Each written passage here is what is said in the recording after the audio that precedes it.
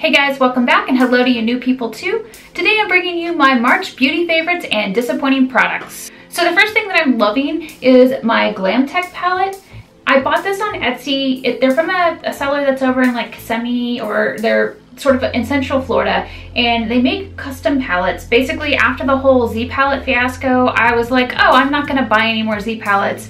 And I started looking into alternatives, and I really like this one. This is a custom palette, and I had them do a spray of stars on it, so it has orange, pink, and purple stars. And I ordered 2 more, but they're not here yet. It's really sturdy.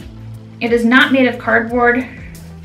The lid is magnetized. It's really great for travel, so you just take off the lid, and then it holds whatever eyeshadows and stuff you want. In mine, I have the Lunatic. I have 2 of the Lunatic Cosmetic Labs contour shades. I have my NARS Olympia contour, NARS New York. These are Makeup Geek eyeshadows, and then this is ColourPop eyeshadows, and I think that might be an Anastasia Beverly Hills eyeshadow. So basically, you can fit whatever you want into the palette, and it will hang. It will stick around. And they have them in more designs than this. Like I said, I ordered 2 more, so I'll be showing you those whenever they come in. But it was just great to find an indie alternative, and they're a local Florida business, so that's really cool. Next would be my new brush holders. These are also from a local Florida business. They're in Clearwater, and I bought one of these to try it out and then bought a second one. This is their glitter black coffin, and like I said, I have a second one over here, but I needed a way to organize my makeup brushes, and this is great. So the problem I have with my makeup brushes is that my Real Techniques brushes are really fat at the end. So I was having trouble with the other brush holders that I had, that they basically didn't fit, and I didn't want to keep buying small cups. So this basically let me get rid of all of my other brush holders, so that I only have 2 brush holders like this, and I don't have to have all of my little cups around here anymore filled with different brushes, which is great. And I like how these two compartments are shorter than the ones back here, so these are great for eye brushes, and these are great for like face brushes. So I love it, and I think it's cool. This is probably going to be a weird favorites month, so I hope that's okay.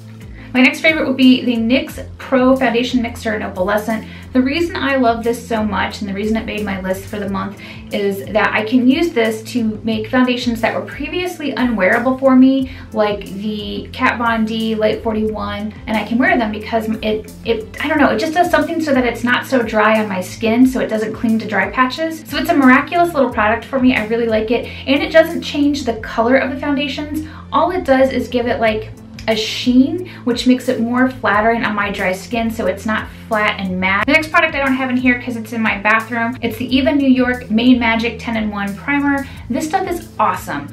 So basically what it is it's like a heat protectant, and it's a detangler, and it's a moisturizer, and everything like that. So you can use it on your hair. I just recolored my hair, by the way. What do you think? I love the color. But anyway, I took that primer with me to the makeup show Orlando a couple weekends ago, and I used it basically before I flat ironed my hair. My hair stayed perfect all weekend, which made me happy. And then I just used it a little while ago tonight after I like dyed my hair, washed my hair, and then went to blow dry it. I used it, and it's nice and soft. So I like it. It's basically not too heavy or greasy. Sometimes I feel like the thermal protectants that I've tried, when they're in like a spritz bottle like that, get really heavy or greasy in my hair, and this doesn't do that. This is almost like a very light, fine mist. It's like perfect. And what's great is it's also good for my husband's hair. He has more of an oily hair type, and he can use it as well. So really pleased with it.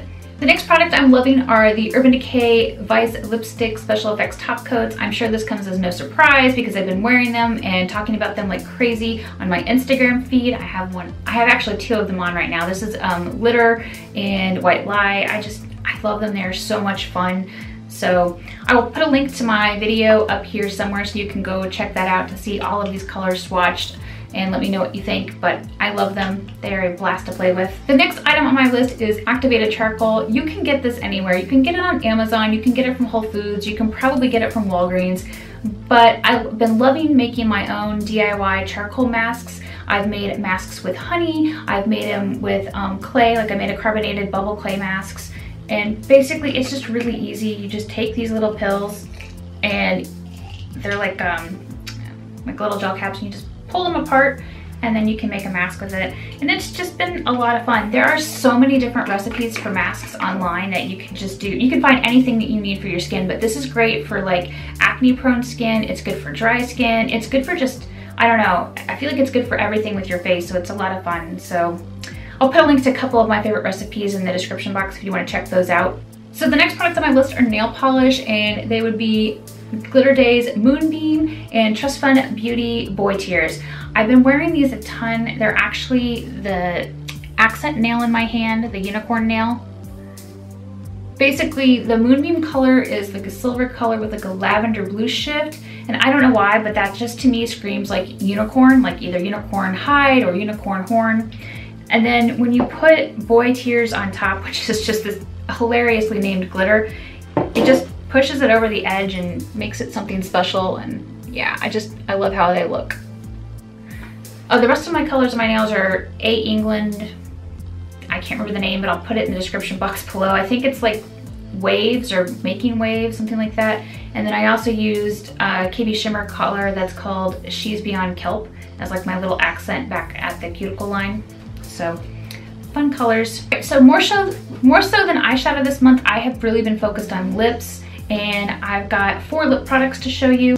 The first things I'm wearing, this is Urban Decay's Rush Pencil, which seems to be like a great, just sort of natural lip color. It works really well with my normal lip color, and it goes with this Fairy Girl Rose Goddess matte liquid lipstick, which I have on. I also, as I mentioned, I put on the Vice Special Effects top coat on top of it. This is a great color for every day if you just want like a soft kind of pinky color. This is a good color to reach for.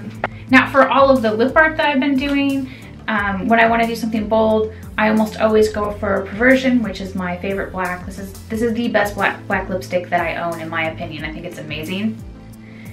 And when I want something super bright, I'm putting on Frenemy, which is super bright pink.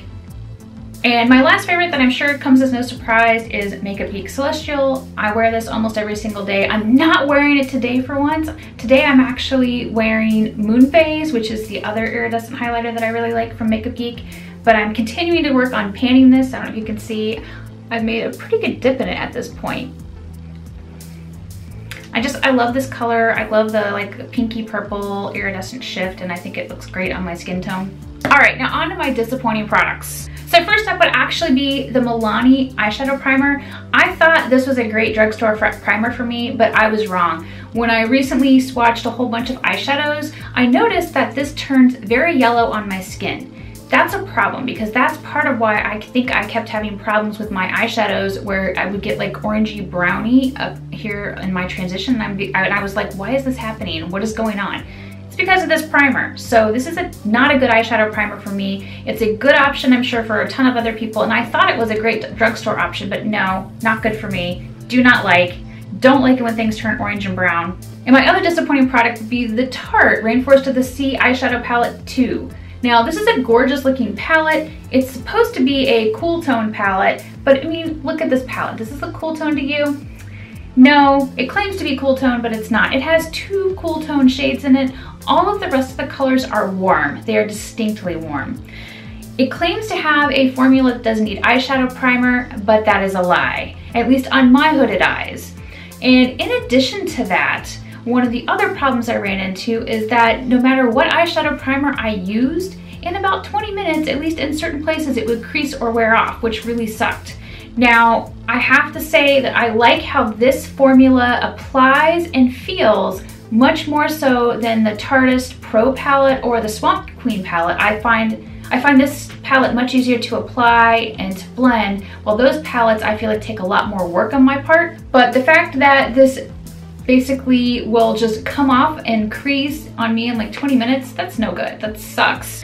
I was completely disappointed with this. I wish I could return it, but I don't think I can. I think I've had it too long. So the only silver lining for me trying this palette and hating it is that it kept me from buying the Unicorn palette, which I think looks gorgeous, but I'm betting that that eyeshadow formula is not going to work for me any more than this eyeshadow formula does. So yeah.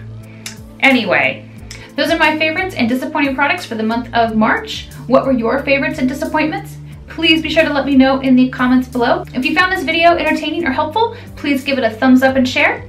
And if you haven't already, go ahead and click that subscribe button down below so you don't miss my next video. Thanks so much for watching.